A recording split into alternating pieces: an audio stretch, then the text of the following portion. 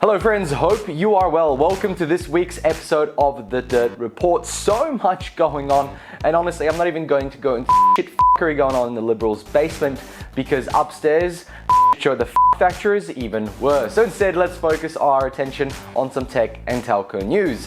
In today's episode, we have NBN pricing under fire. This time, secret meetings are taking place. Service New South Wales doesn't know what data they have. COVIDSafe app is a money pit. And on the international tidbits, we have new telco tech. You thought 5G was scary? Just wait till you hear about 6G. Make sure you like this video if you did and subscribe to see more. Let's roll the intro.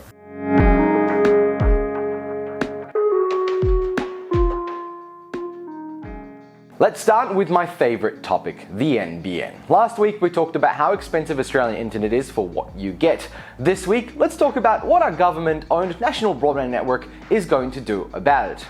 Place your bets, maybe? Now, I have said it before, but I will say it again. I love the NBN with all its faults. It's a great undertaking, and I hope it never goes private. And I talk about it because I feel it has great potential. But with great potential comes great responsibility, as some lady in the bank once said to a man spider. In any case, our resellers of NBN products, particularly Telstra, is generating a bit of a strongly worded letter in regards to what's going on with the pricing. But not to bag Telstra as the only one. Our golden child, Aussie Broadband, too, is jumping in. As always, all links are below. This week, NBN released their pricing review for 2021 consultation paper round 1. What's this paper for? Well, the purpose of the 2021 pricing review consultation is to seek retail service providers, of course the RSPs, and broader industry feedback on NBN wholesale pricing for selected NBN plans, with the objective of providing certainty, value, and simplicity throughout ongoing and regular consultation on pricing. The 2021 consultation will consist of 2 rounds of industry feedback and a closure paper.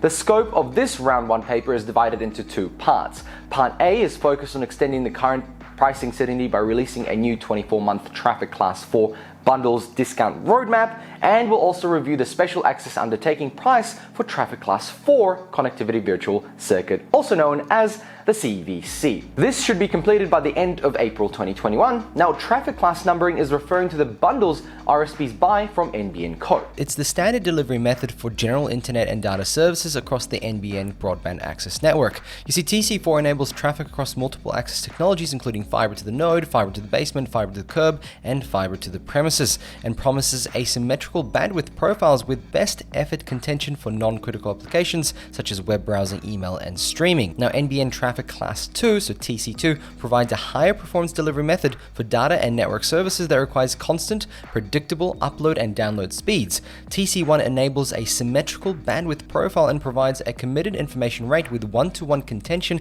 high-level guarantees around frame latency, jitter, and loss characteristics. This is ideal for voice, video conferencing, e-commerce, and business-critical data services. So in Part B of this paper, it seeks industry feedback on the medium and long-term construct for NBN Ethernet charges, including TC1, TC2, and support for low-income segment optimization of billing cycles and involving NBN's long-term wholesale TC4 pricing. Now, this selection considers how industry can meet the future challenges of growing bandwidth requirements in a commercially sustainable way. It builds on feedback from industries around TC4 CVC construct as provided through the 2017 and 2019 pricing consultation process and the ACCC's recent inquiry with NBN access pricing, which forms the basis of these new discussions. So could this mean the end of CVC pricing? Unlikely, so let's keep digging. The roadmap for this review is to give more certainty to RSPs and make sure they stay on board and support NBN Co as a reseller. The report will look at the maximum charge per megabit per second of CVC coverage, but still keeping the CVC. So how would they achieve this? Well, the report said NBN Co will look at improving accessibility and affordability of broadband for all Australian customers to get more customers. And to Telstra's ongoing point, NBN Co will look at maintaining NBN's ability to earn a respectable return on its investment to enable continued investment in broadband availability, performance, and reliability. They will also look at the maximum charges for each speed tier bundle, looking at the profitability of the lower speed tiers, while also making sure the minimum CVC inclusions for each speed tier bundle is enough, or at least makes it worthwhile. Because remember, many RSPs are giving you the 100 down plans for free or at a discount just so they can get more CVC to pump into their more higher used whales, people who use more internet. In regards to simplicity, NBN Co will look at making one billing date rather than 3 because, that's a big problem apparently. Actually, it is. On the other side of the table, Telstra has released a statement about this report, and they are still not happy, Jan. Here is what they said.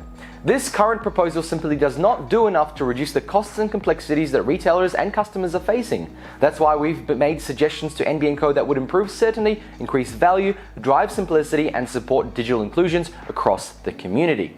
Telstra has also brazen enough to copy in a team at IT Wire, so I have linked that article below where the full suggestions against NBN Co are aired out like clean laundry, of course. So links below for that.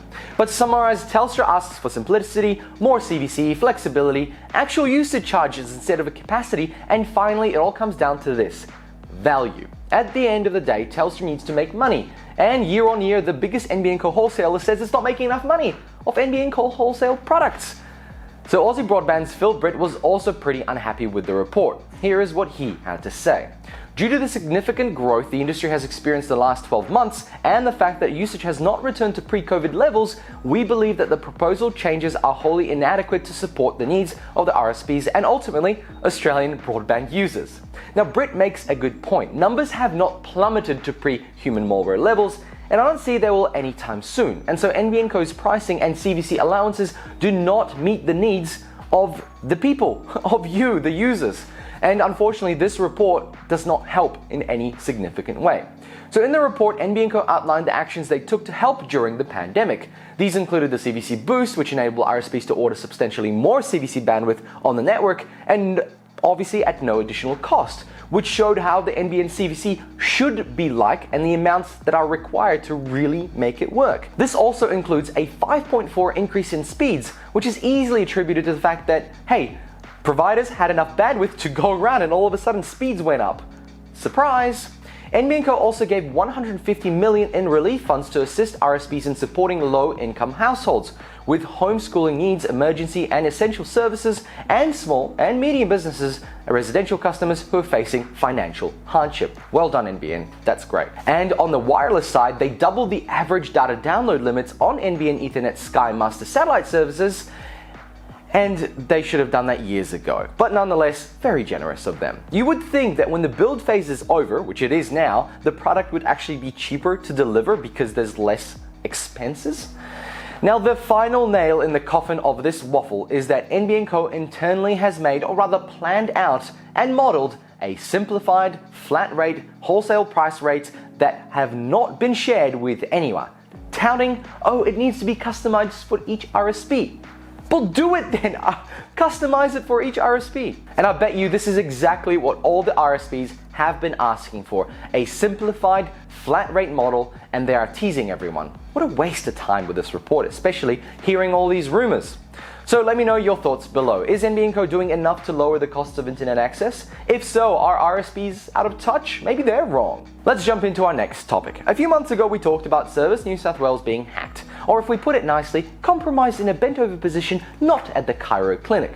Over 100,000 customers had their information stolen, totaling in more than 730 gigabytes of data. Well done to the NBN for getting all that information across without clogging up my internet Netflix watching in the evening. Last year, it was estimated the hack cost the company $7 million. But now that has been upgraded to more than $30 million because they have had to use snail mail to notify its customers of the breach. I jest, but it is part of what's happening.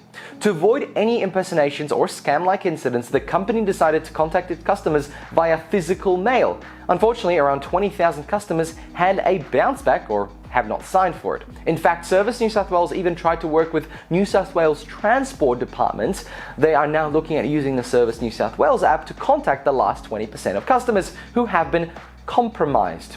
You may be wondering what data was actually taken. Well, approximately 3.8 million documents, including handwritten notes, forms, scans, and records of transactions of the applications and applicants.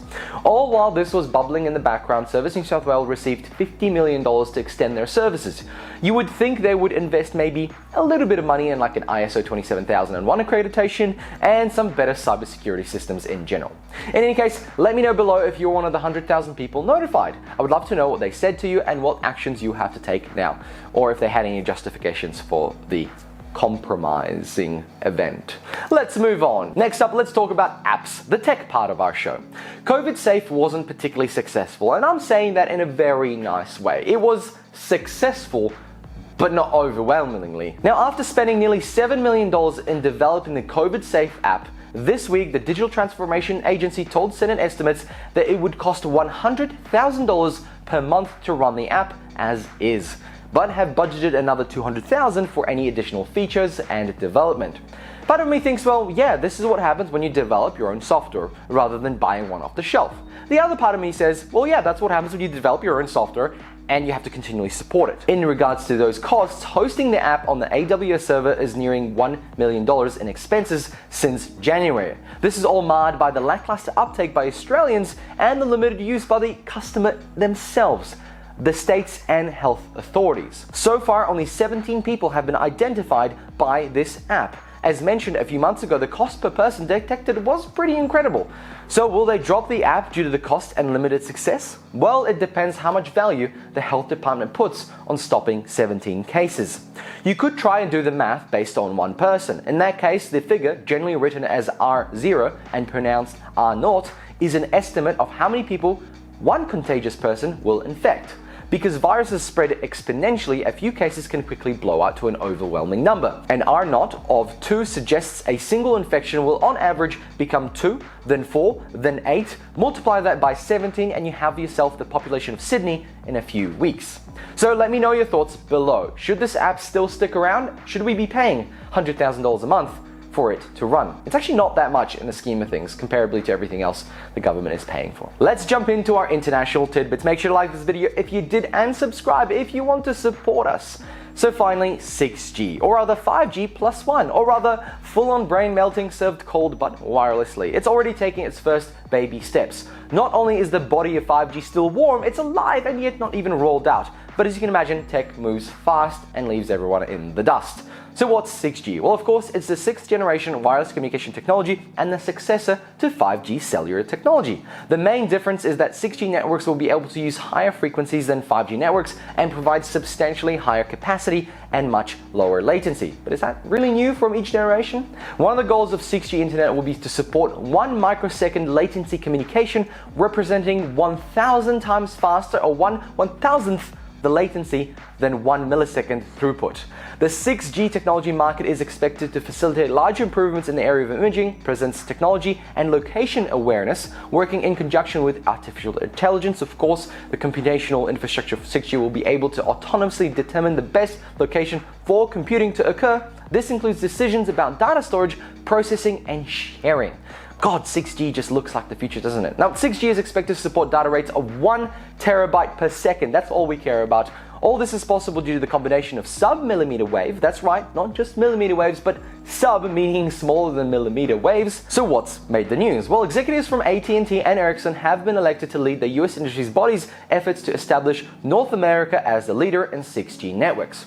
Basically, the race to become the 6G leader has already started. In fact, China has already begun its research and development activities, while the €251 million 6th Genesis program is already well underway in northern Finland. So how fast could 6G be? Well, it could deliver around 1 terabyte per second as mentioned, and according to the fancy math, that would mean you could pirate hundreds of movies in just a few seconds.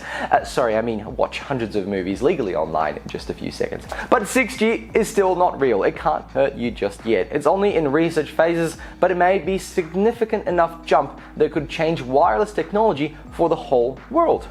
And on that bombshell, let's end this episode. Thank you very much for watching. Hope you enjoyed this video. Make sure to like this video, of course, if you did, and subscribe if you'd like to see more. And if you want, you can support us with a join button. And of course, I'll catch you all in another one. Bye!